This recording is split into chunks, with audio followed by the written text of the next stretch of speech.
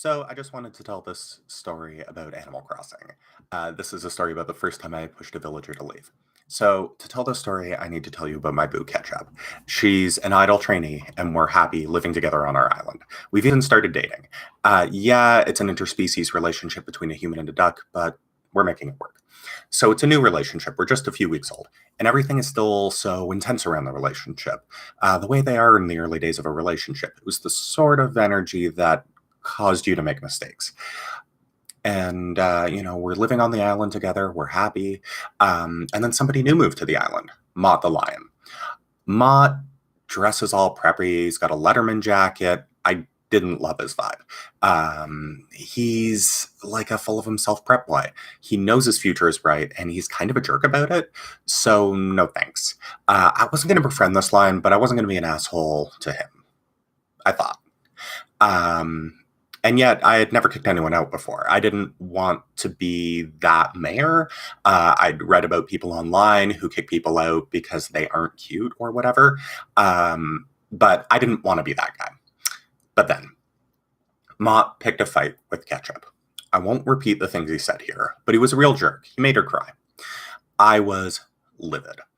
I had to take care of Ketchup first, and that was the most important thing. But while Ketchup got her tears out, I decided that the time had come to exercise my powers as the island representative. It was for the good of the community and for my beautiful Ketchup. And so after Mott went to bed that night, I crept out of my brand new 2-room bungalow and down to the village with my hammer in hand.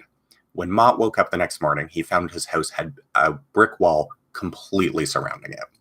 A lifeguard chair sat beside it to make sure we could keep an eye on this troublemaker. And when Watt woke up the next morning, I was there, waiting for him to come outside.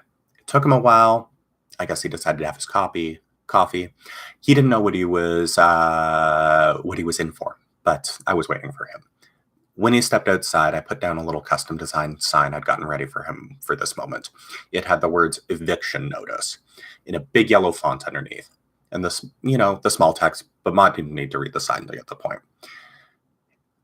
It was a quiet few days around the village after that, as Ketchup and I and our friends, Frida and Drift, we tried to help her heal after Mott had said such awful things to her and made her cry. But thankfully, it was just a few days before Hippo came to the campsite, and he agreed to buy Mott's property as is. We gave Mott a Nook Mile Island ticket and told him to get his butt off our island. Last I heard, Mott used that ticket, and he'd been living on a deserted island all by his lonesome. The airport doesn't remember where they sent him down. They don't keep records of that kind of thing. So even though later I came to think that I had overreacted, I couldn't apologize to Mott. I couldn't track him down. But I heard a rumor a while back that purely by chance somebody else had used a Nook Mile Island ticket and had met Mott, brought him back to civilization after we exiled him from Starfall. So if you meet a lion named Mott on Animal Crossing and he mentions having lived on Starfall, apologize to him for me, won't you?